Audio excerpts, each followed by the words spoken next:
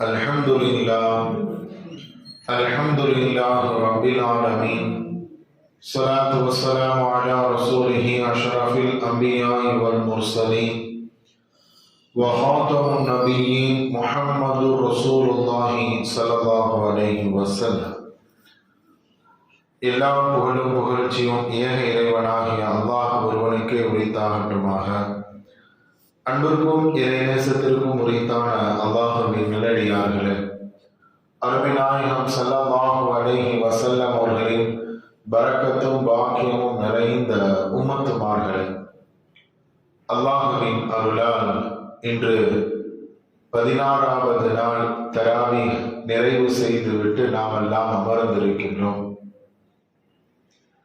அல்லாஹுவின் அருளால் தொடர்ந்து அல் குர்ஆனினுடைய வசனங்கள் நமக்கு மத்தியில் ஓதப்பட்டு கொண்டே இருக்கின்றது. இறைவனின் அருளால் நாமும் செவி மடுத்து கொண்டே இருக்கின்றோம். அதன் வழி வாழ வல்ல நாயன் நம் அனைவருக்கும் தௌஃபீக் செய்வானாக.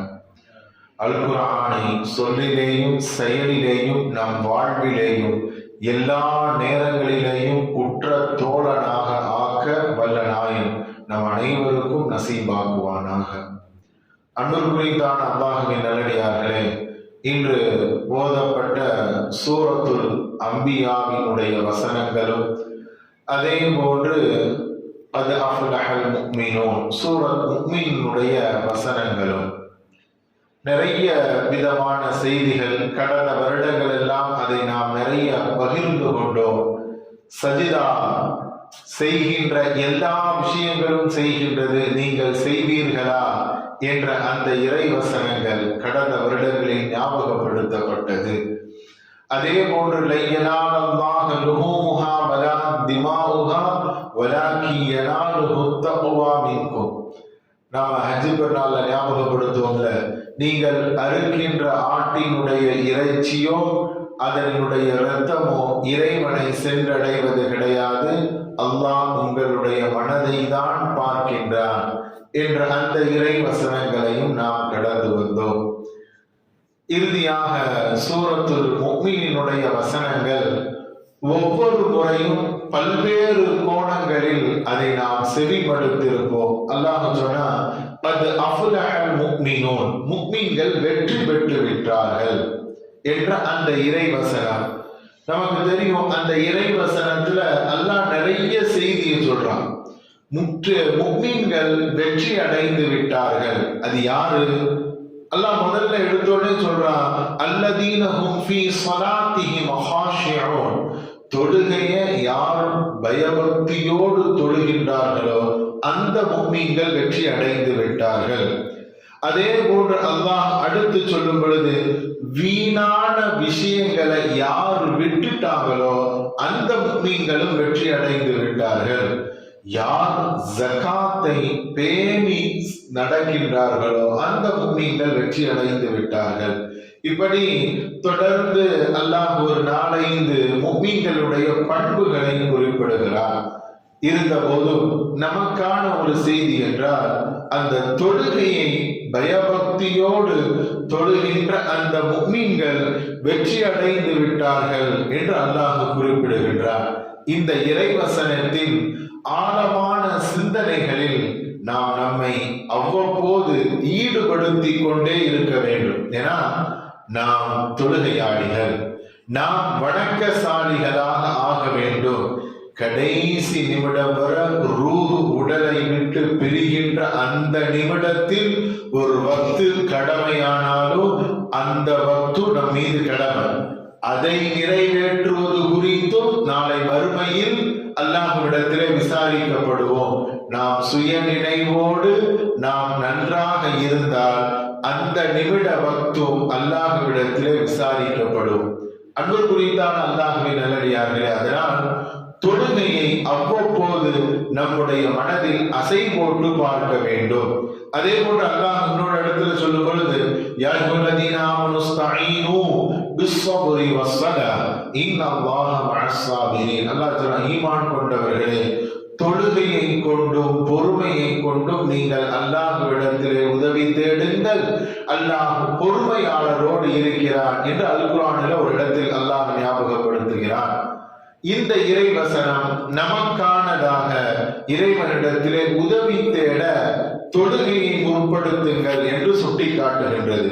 அதே போன்று இன்னொரு வசனங்களில் இன்னல் இன்சான ஹுலிக ஹலூஹா இதா மஸ்ஸஹு ஷர்ரு ஜஸூஆ, மனிதன் பதட்டக்காரனாக இருக்கின்றான்.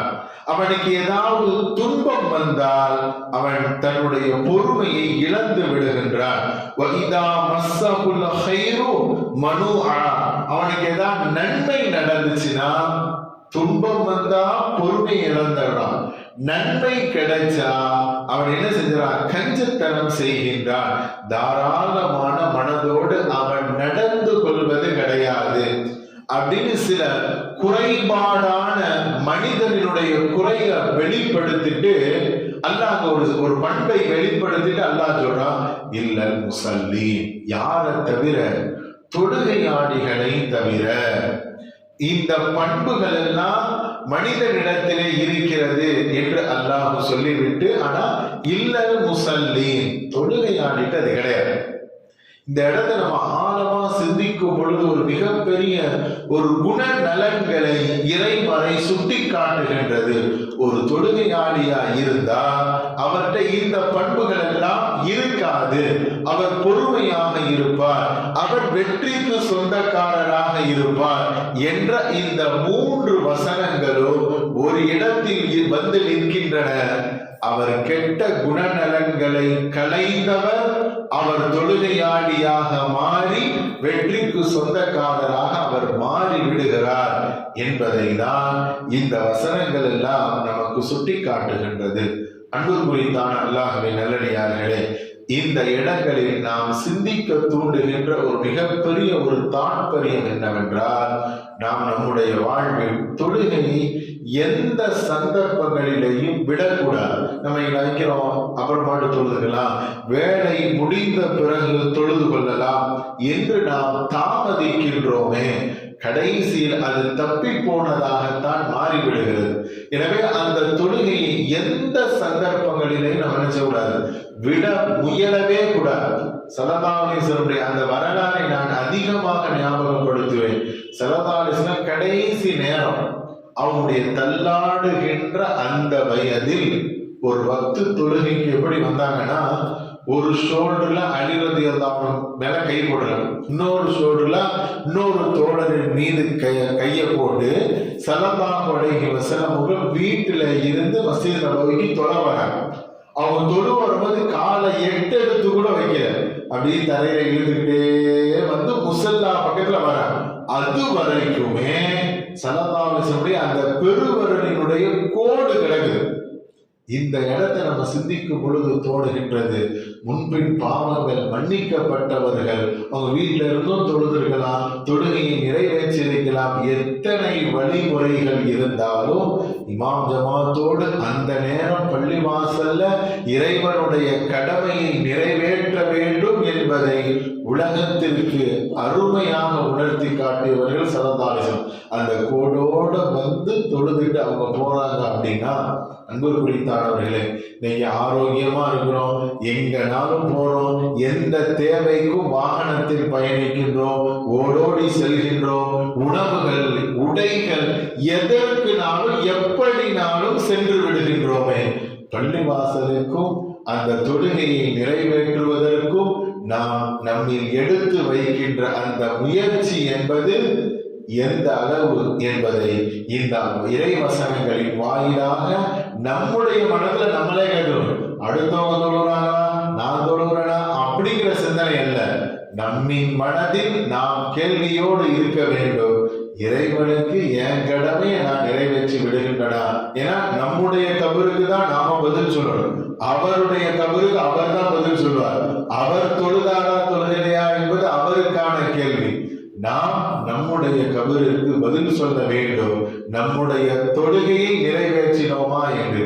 எனவே அன்பு குறித்தான் அல்லாஹ்வின் நல்லடியார்களே, இன்று ஓதப்பட்ட அந்த இறைவசனம் சுட்டி காட்டியதை போன்று இறைவனோடுக்கு பயபக்தியோடு தொழுகின்ற மக்கள் வெற்றியாளர்களாக ஆகிவிட்டார்கள் என்ற சிந்தனையை நம் மனதில் தாங்குவோம். நாமும் இறை கடமையை பயபக்தியோடு இறைவனுக்காக நிறைவேற்றுவோம். வல்ல நாயன் நாம் அனைவரையும் கபூல் செய்தருள் புரிவானாக.